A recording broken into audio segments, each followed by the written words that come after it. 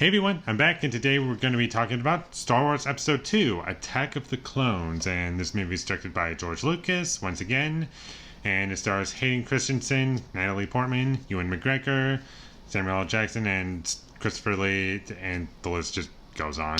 And it's part 2 of the prequel trilogy, and this movie was not good. I'm just going to start off with that, and I honestly can't decide whether or not this one's worse than Phantom Menace. I'm really torn here. Because for me, Phantom Menace was both boring and there was a lot of cringe. Whereas this one, it's a little less boring, but there's more cringe. And I was just frustrated and irritated.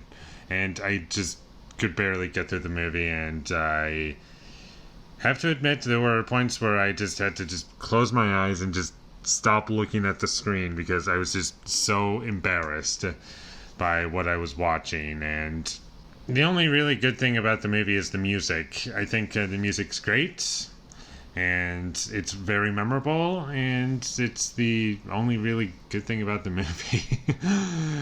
And there are some practical effects in the movie sometimes, and that stuff looks good. And whenever there's like practical sets or anything practical in the prequels, it looks good. But unfortunately, most of the time it's not practical effects, it's CGI, and it doesn't hold up anymore. And there are a couple points where it looks okay towards the end, but for the most part, it's very distracting, and there's an over-reliance on it, and because of that, it does make the movie feel dated. And the characters in this movie, there's nothing to these characters. All it is just building up the universe, I guess. And to give this movie a teensy bit of credit, I guess, would be that it does feel like the story is moving ever so slightly now, as opposed to the Phantom Menace, which didn't feel like it moved the story along, like getting from the beginning all the way up to like building up towards A New Hope. Like from that point to here,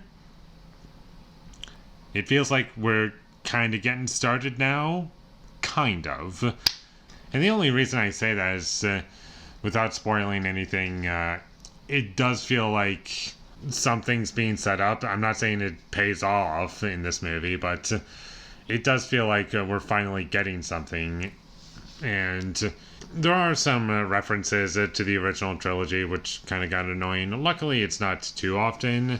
It's only at a couple points in the movie, but it does stand out whenever they do that, and it just comes across as annoying to me. And much like the first movie, none of the action is very well shot, and it's just shot, reverse shot, and there's nothing about it that's impressive, or nothing about it that gets you excited outside of the music. And while watching some of these scenes, you can just imagine the music not being in the movie at all, and you would lose literally everything. Like, the music is doing everything, really.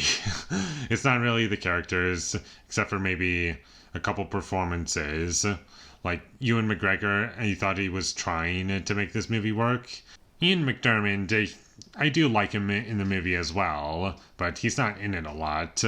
It's mostly just him and Ewan McGregor who make the movie somewhat watchable, and in this movie you get more of Obi-Wan Kenobi, and unlike the first movie where it's just mostly like Qui-Gon Jinn and Anakin, or characters that are not Palpatine or Obi-Wan Kenobi, in this movie they have more screen time, the two actors that I do like in these movies, but unfortunately they just don't really bring the movie up. And unlike the Phantom Menace, while that movie was more boring to me than Attack of the Clones, Attack of the Clones for me has less to like in it somehow.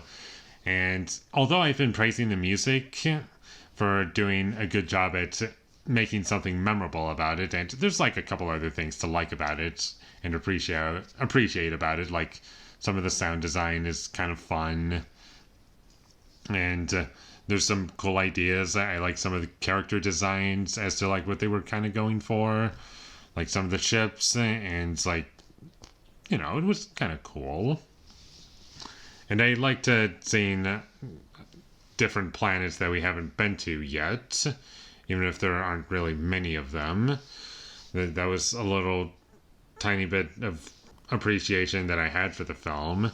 The only time the music didn't work for me was when they were playing like Duel of the Fates, and it wasn't during a lightsaber fight towards the end like it's used in Phantom Menace or Revenge of the Sith. It's used when Anakin Skywalker's on like a speeder thing and he's just going through Tatooine to like he's looking for his mother.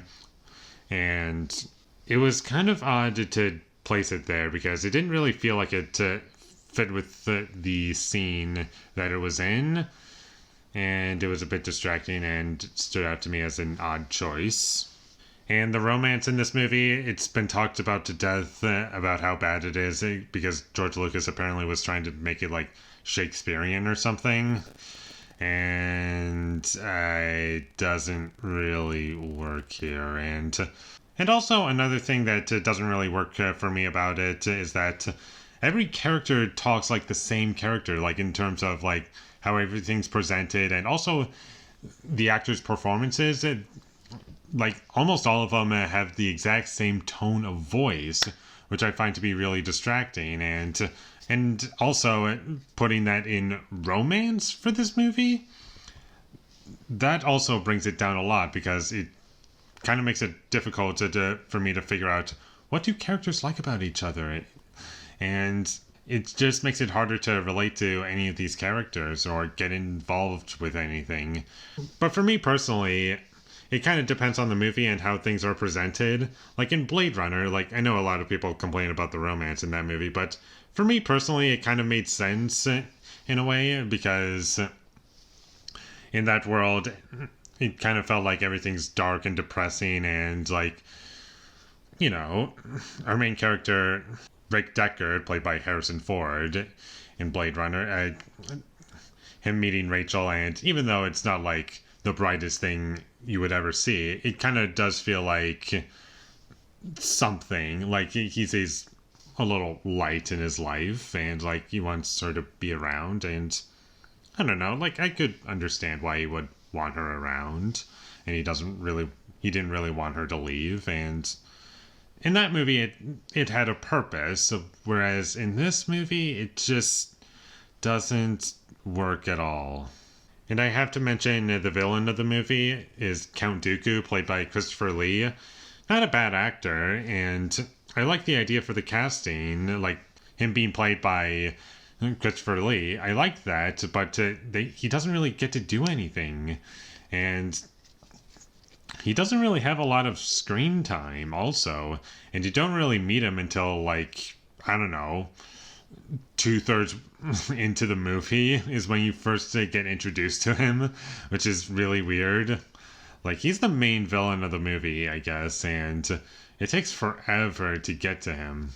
The action scenes in this movie are really boring. The dialogue scenes are really boring, and the romance scenes for me are just cringe, and I wasn't bored while watching those scenes because for obvious reasons.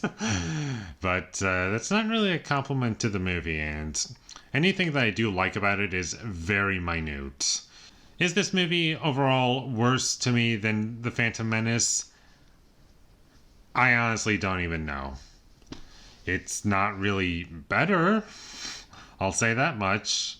I wouldn't say it's better, but I think they're about the same for me. And overall, I wouldn't recommend that you check this movie out. It's not good. It doesn't succeed in any way.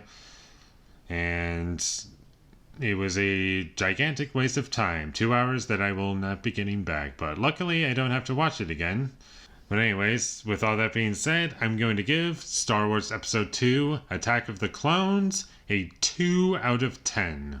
Thank you for watching my videos as always. If you enjoyed this review, be sure to leave a like and comment down below what you thought of Star Wars Episode 2 Attack of the Clones, and my social media links, they will all be in the description, so follow me there. And last but not least, subscribe to be a part of Foley Nation, and I'll see you when I get my next review up, and that is going to be for The Sting. So look forward to that, but until I get that up, thank you for watching and have a great day.